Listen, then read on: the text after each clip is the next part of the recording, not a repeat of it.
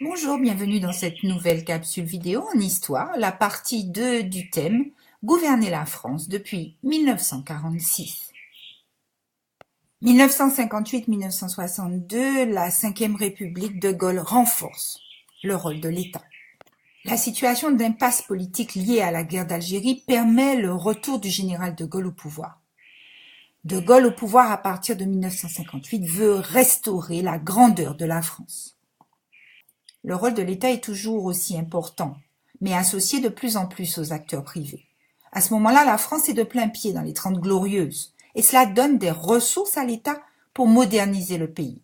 En 1967, l'État réalise 50% de l'investissement en France. L'État met en place une politique de grands travaux pour moderniser l'économie. C'est la construction d'autoroutes ou d'aéroports comme Orly et Roissy. C'est également le programme Concorde, le développement du secteur informatique ou encore du secteur touristique. À partir de 1963, la DATAR est chargée de l'aménagement du territoire. Elle encourage et accompagne notamment la modernisation des campagnes. Elle tente également d'atténuer les déséquilibres régionaux. L'éducation se modernise, la scolarité obligatoire est repoussée à 16 ans. On crée et on construit de nombreux collèges. La culture devient aussi un axe à part entière de l'action de l'État. C'est notamment la création du ministère de la Culture en 1959. La Ve République se dote de nouvelles institutions et ces institutions sont taillées pour le général de Gaulle.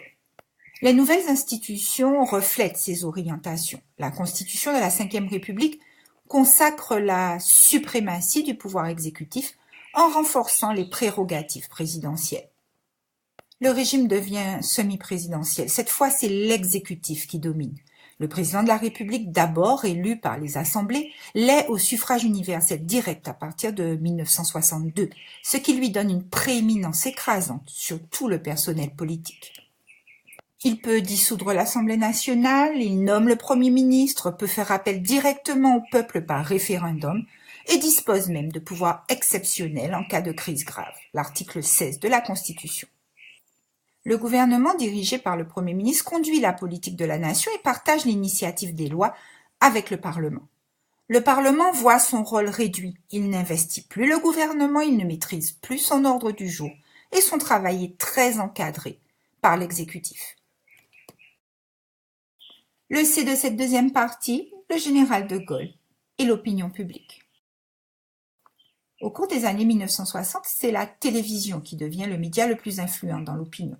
62% des ménages en sont équipés en 1968. Le pouvoir politique comprend l'enjeu qu'elle représente. De Gaulle, convaincu de l'hostilité de la presse, renforce le contrôle de l'État sur les médias publics en créant en 1964 l'Office de radio-télévision française, ORTF, qui a en charge le service public de l'audiovisuel placé sous le contrôle d'un ministre de l'Information. La télévision joue un rôle important dès l'élection présidentielle de 1965 et aucun parti politique ne peut exister sans ce média.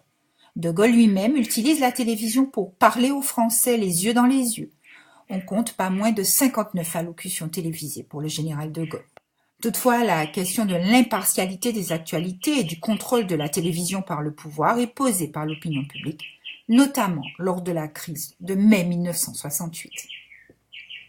À bientôt pour une prochaine capsule.